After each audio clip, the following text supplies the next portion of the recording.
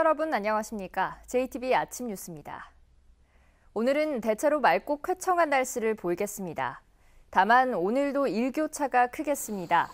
현재 기온 전주가 13도, 익산이 11도 안팎에 머물며 쌀쌀하지만 한낮에는 햇볕이 강해 아침과 낮의 기온차가 최고 15도 가까이 크게 벌어지겠습니다. 한낮 기온은 전주 26도, 익산 25도 등 어제보다 조금 높은 24도에서 26도의 분포를 보이겠습니다. 당분간 별다른 비 소식 없이 대체로 맑은 가운데 일교차 큰 전형적인 가을 날씨가 이어질 것으로 전망됩니다. 한국은행 전북본부가 화폐 수급 업무를 5년 만에 재개했습니다. 그동안 화폐 수송을 위해 광주나 대전을 오가야 했던 전북 금융기관들의 불편이 사라지고 전북 금융 중심지 조성에도 도움이 될 것으로 기대됩니다. 보도에 송창용 기자입니다. 동전과 지폐를 현금 수송 차량에 옮기고 있습니다. 수협은행 전주지점에서 요청한 40억 원입니다. 전북은행에서 요청한 394억 원도 대기 중입니다. 이들 은행은 추석을 앞두고 개인과 기업 등의 자금을 지급하기 위해 한국은행 전북본부에서 화폐를 받았습니다. 얼마 전까지만 해도 대전이나 광주의 한국은행을 방문해야 화폐 수급 업무를 할 수 있었지만 전북본부에서 다시 업무를 시작해 시간적, 경제적 부담을 덜게 됐습니다. 장거리다 보니까 좀 리스크가 있었고 그다음에 저희가 비용 측면 부분에서 좀 거리가 멀다 보니까 자주 못 가는 부분이 좀 있었습니다. 그래서 전북본부가 생기면서 좀 그런 부분에서 많이 유리해졌습니다. 한국은행 전북본부에서 화폐 수급 업무를 맡지 못하게 된 것은 지난 2012년입니다. 당시 정부의 공기업 선진화 방침에 따라 업무가 광주와 대전의 한국은행으로 통폐합됐습니다. 그러나 이후 전북 금융기관들의 불편과 부담이 커지면서 업무 복원을 요구하는 목소리가 이어졌고 한국은행이 이를 받아들이면서 5년 7개월 만에 재개됐습니다. 화폐 수급 업무가 재개되면서 그 새로운 팀이 하나가 신설이 됐습니다. 그리고 그에 따라서 인원도 한 10명 정도가 충원이 됐고요. 화폐 수급 업무 재개는 전북 혁신도시를 중심으로 추진하고 있는 금융중심지 조성에도 긍정적인 영향을 미칠 것으로 기대됩니다. 전라북도는 한국은행의 업무 복원이 그동안 재창해온 전북목 찾기의 성과라고 보고 다른 공공기관 지역본부 유치에도 적극 나서기로 했습니다. JTBC 뉴스 송창용입니다. 해마다 되풀이되는 쌀값 폭락 문제에 대한 대책으로 정부가 내년부터 논에 쌀 대신 다른 작목을 심는 생산 조정제를 시행하기로 했습니다. 쌀 생산량을 줄여 가격을 안정시키겠다는 건데 김제에서는 대체 작목의 하나인 사료용 쌀의 수확 시연회가 열렸습니다. 이승환 기자의 보도입니다. 국내 대표적인 곡창지대 가운데 하나인 김제들녘에서 쌀 수확 작업이 한창입니다. 일반 벼보다 키가 훨씬 크고 곧게 자란 이 품종은 밥쌀용이 아닌 사료용입니다. 공급 과잉으로 쌀값이 20년 전 수준으로 폭락하면서 쌀 대신 다른 작목을 권장하는 생산 조정제가 추진되자 농협이 한 발 앞서 사료용 쌀을 시험 재배했습니다. 이 품종을 사료용으로 재배를 함으로써 생산 조정의 효과가 뚜렷하게 나타날 수 있는 대안으로서 활용할 수 있겠다. 대체 작목에는 콩과 옥수수도 있지만 사료용 쌀은 논의 기능과 상태를 그대로 유지할 수 있다는 게 장점입니다. 수입에 의존하는 조사료를 대체할 수 있고 육질까지 향상돼 축산 농가의 입장에서도 매력적입니다. 이 종체배를 생산함으로 인해 가지고 쌀 농가들에게는 수급을 조절할 수 있고 축산 농가에게는 양질의 조사료를 공급을 해서 쌀값 폭락으로 정부의 변동직불금 지급액이 2015년 7,200억 원에서 지난해 1조 4,900억 원으로 갑절이나 늘어난 상황. 정부는 보조금으로 타작목 전환을 유도하면 쌀 수급이 안정돼 재정 부담이 크게 줄 것으로 보고 오는 11월 생산조정제 시행 방안을 확정할 예정입니다. 공급 과잉에 따른 쌀값 폭락이 농민은 물론 정부 재정에도 큰 부담이 되고 있는 가운데 생산량을 구조적으로 줄이기 위한 고민이 이어지고 있습니다. JTBC 뉴스 이승환입니다. 한 봉사단체 이사장이 주식 투자로 돈을 불려주겠다며 회원들로부터 수십억 원의 투자금을 유치했습니다. 하지만 돈을 모두 날려버리고 투자자들의 독촉에 시달리던 끝에 결국 극단적인 선택을 했습니다. 주혜인 기자입니다. 전주의 한 봉사단체 사무실입니다. 어제 저녁 8시쯤 이 단체의 이사장 A씨가 이곳에서 목을 매 숨진 채 발견됐습니다. 사무실에서 그 회원으로 있는 분이 최초로 이 변사자 아내분의 전화 연락을 받고 들어가게 됐어요. 확인을 하게 됐는데 A씨는 그동안 고수익을 올려주겠다며 단체 회원 30여 명으로부터 돈을 모아 주식 투자를 해온 것으로 알려졌습니다. 설명회까지 해가며 자금을 유치해 투자에 나섰지만 주식은 생각만큼 만만치 않았습니다.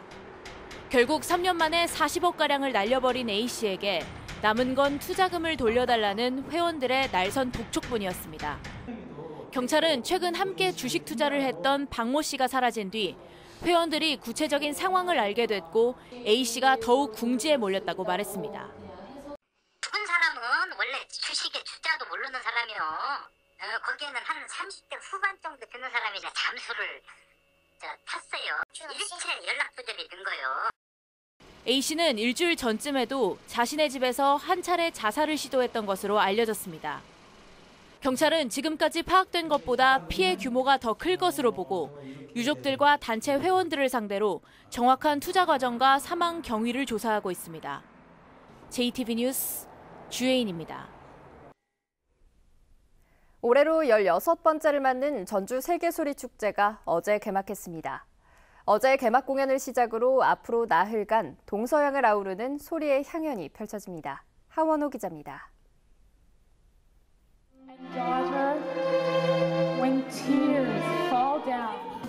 캐나다에서 온 소프라노 하이드가 애절한 목소리로 심청가의 한 대목을 부릅니다. 젊은 소리꾼 유태평양은 프랑스의 거리악단과 신명나는 무대를 꾸미고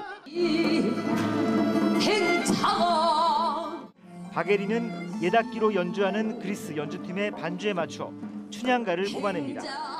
동양과 서양, 오래된 것과 새로운 것이 경계를 허물고 자연스럽게 하나가 됩니다.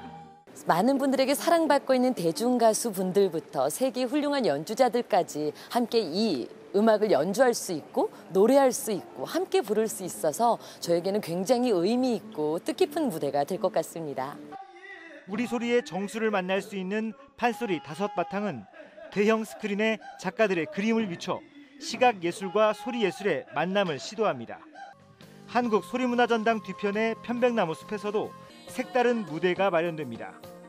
제3세계 연주가부터 국내 최고의 연주가들이 모두 모여있습니다. 5일간 진행되는 저희 전주 세계소리축제는 어떤 날 하루만을 택하셔서 오셔서도 드실 것과 볼거리, 들을 거리 이런 다양한 프로그램이 넘쳐나는 폐막 공연은 개그맨 정종철 등이 출연해 이색적이면서도 흥겨운 무대를 선보일 예정입니다.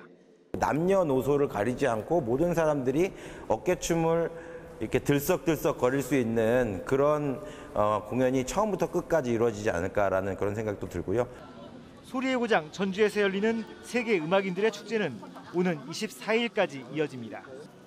JTB 뉴스 하원호입니다. 드넓은 가을 들녘에서 김제 지평선 축제도 막을 올렸습니다. 국내 첫 5년 연속 대표 축제로 역시 24일까지 손님들을 맞이하는데요. 내일부터는 장수와 완주에서도 가을 축제가 잇따를 예정입니다. 정원익 기자입니다. 오색 풍선과 수십 개의 연들이 높은 가을 하늘을 수놓았습니다. 황금빛으로 물든 들녘에는 꼬마 손님들이 몰려들었습니다. 잽싸게 튀어오르는 메뚜기를 쫓느라 시간 가는 줄 모릅니다. 친구들이랑 쿠키도 만들고 비행기도 만들고 그 메뚜기도 잡으니까 신나고 재미있었어요. 남녀가 편을 나눠 풍년을 기원하는 입석 줄다리기도 빼놓을 수 없습니다. 설화인 단연왕자 이야기를 담은 쌍용놀이 역시 눈과 귀를 사로잡습니다. 10년 전하고는 완전 게임이 안 될 정도로 여러 가지 형태로 진행을 하니까 저도 오늘 구경 잘 왔다는 생각도 했지만은 앞으로도 더 오고 싶은. 올해 축제는 5개 분야에서 모두 55개의 프로그램을 선보일 예정입니다. 가장 한국적인 것이 가장 세계적이다. 이런 컨텐츠를 가지고서 우리 농경 문화의 진수를 모으고 또 지역의 특성을 모아서 지평선 축제가 가을 축제의 서막을 알린 가운데 장수와 완주에서도 이번 주부터 축제가 시작됩니다. 장수에서는 한우로 건네는 사랑, 사과로 전하는 향기라는 주제로 제11회 한우랑 사과랑 축제가 열립니다. 완주에서는 야생과 추억을 통한 건강 먹거리를 지향하는 제7회 와일드푸드 축제가 시작될 예정입니다. 추석을 앞두고 이어지는 풍성한 가을 축제가 관광객들의 발길을 유혹하고 있습니다. JTB 뉴스 정원익입니다. 추석을 앞두고 남원시가 많은 사람이 이용하는 시설에 대해 안전점검을 실시하기로 했습니다. 완주군은 어린이 교통사고를 예방하기 위해 옐로 카펫 설치를 시작했습니다. 보도에 오정현 기자입니다. 남원시가 추석을 앞두고 전통시장과 대형마트, 버스터미널 등 많은 사람이 이용하는 시설을 대상으로 안전점검을 실시하기로 했습니다. 남원시는 특히 방화시설과 비상상황 때 이용객 행동 요령이 제대로 갖춰져 있는지 집중 살피기로 했습니다. 이번 점검 시 지적사항에 대해서는 현장에서 즉시 시정하여 추석 연휴가 시작되기 전까지 안전점검을 완료토록 하겠습니다. 무주군이 홀로 사는 노인과 장애인 등 취약계층을 위해 이동 빨래방차를 마련했습니다. 이동 빨래방차는 무주 평촌마을을 시작으로 올해 6개 읍면 35개 마을을 돌며 운행합니다. 장애인과 독거노인들의 묵은 이불 빨래 등 이색 문제를 해결하여 소외계층들에게 가슴 따뜻한 행복 나눔이 되도록 하겠습니다. 완주군이 봉서초등학교 인근 횡단보도에 옐로카펫 2개를 설치했습니다. 옐로카펫은 횡단보도 앞 보도를 노란색으로 만들어 어린이 교통사고를 예방하기 위한 시설로 완주군은 올해 말까지 20군데의 옐로카펫을 설치하기로 했습니다. 부안에서 생산되는 뽕잎 등을 이용해 가공식품을 만들게 될 슬지 제빵소가 문을 열었습니다. 농촌진흥청에서 지원을 받은 슬지 제빵소는 가공사업장과 판매장을 갖추고 있으며 체험장까지 마련해 관광객의 발길이 이어질 것으로 기대되고 있습니다. JTB 뉴스 오정현입니다.